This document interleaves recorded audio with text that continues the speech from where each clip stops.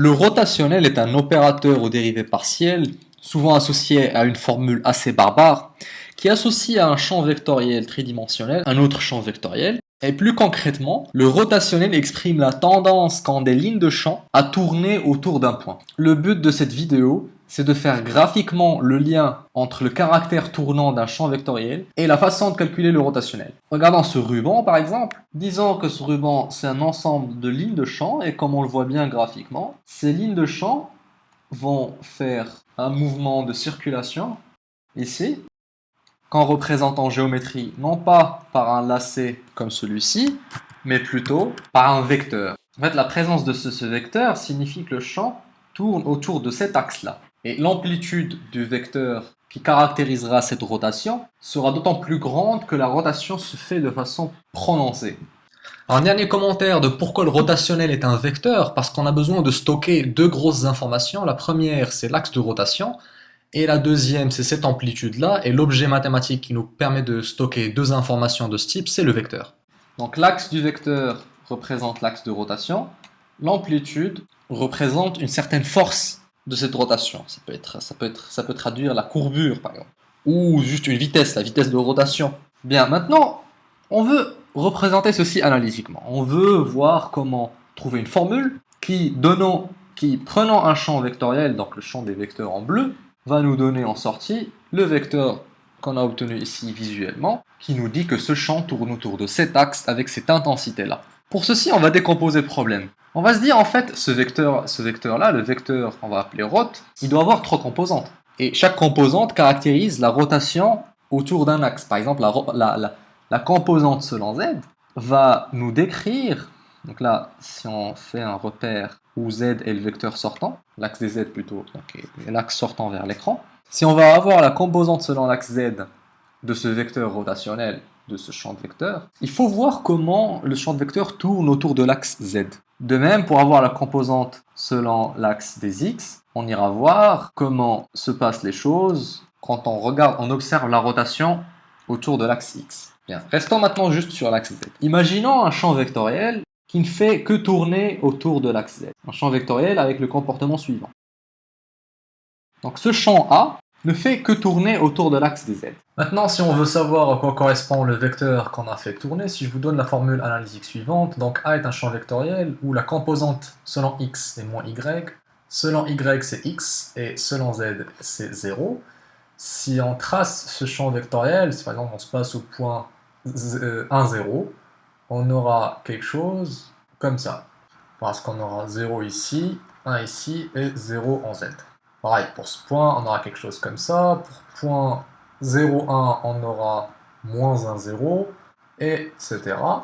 C'est un champ de vecteurs qui tourne, et plus précisément, en fait, si on se place n'importe où dans l'espace, on trouve que c'est un champ vectoriel qu'on peut représenter avec des cercles concentriques autour de O. Ce que j'ai fait tout à l'heure, c'est que je me suis placé selon une ligne de champ, ce sera un cercle de rayon constant, et j'ai pris les vecteurs et je les ai ramenés à l'origine. Ce vecteur-là, je l'ai tracé à partir de l'origine.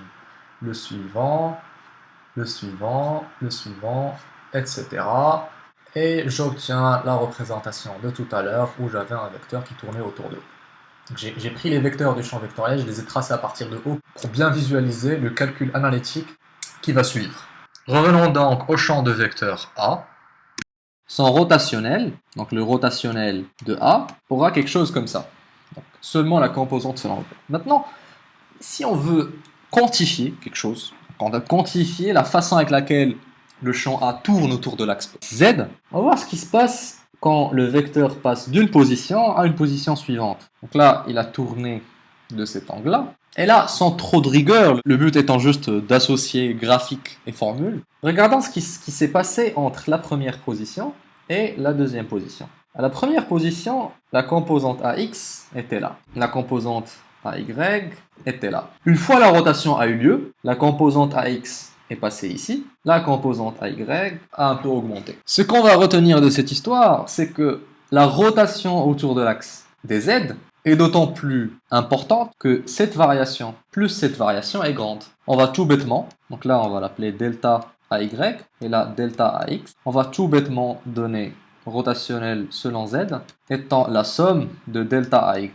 et de delta AX. Maintenant, si on fait un calcul, le delta AY, pour des variations très petites de X et de Y, le delta AY représente la variation de la composante Y quand on a fait varier que X. C'est en quelque sorte, donc delta AY, c'est en quelque sorte D de AY, donc dérivée partielle de AY, selon la variable. Le signe est positif, delta AY et delta X qu'on avait pris comme des distances qui donc doivent être positifs.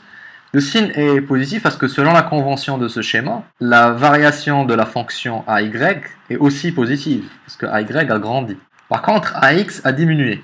Donc delta AX, qui vaut en quelque sorte encore la variation de AX quand on a fait varier que Y, avec un signe moins pour avoir un résultat positif, sera la dérivée partielle de AX par rapport à la variable Y.